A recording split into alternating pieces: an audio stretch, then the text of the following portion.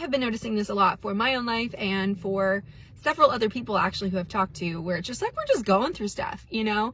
And we're just like feeling this pressure and this tension of like, God, like, when are you going to break me out of these cycles and this part of life and actually cross me over to the next part of life where things are moving forward, there's actually open doors, like getting to step into like the fulfillment of promises, or just feeling like you're not in the same perpetual stage of life and actually able to cross over. Because I had been getting really angry with God of being like, why is all this happening? Why is my life shaking up in a way where it feels like I'm going through the exact same cycles that I thought you were already breaking me out of? Like, I thought that this was actually going to be different this time. I thought this was actually going to change this time after years of seeing these patterns. Like, I thought this was it.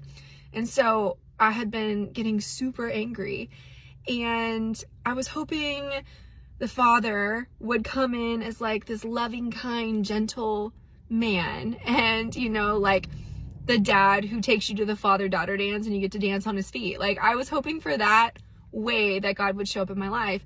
And a couple days ago, that's not how he showed up.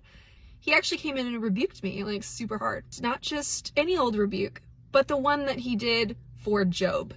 And if you read that, highly recommend it. Read it out loud, because God comes in and is like, hey, were you here when I did this? Did you make the universe? Did you make the stars? Like, he's just like going off on Job. And I can imagine Job was sitting there like, no, I didn't make this. I didn't create this. I don't know how you did that. Like, I don't know any of that.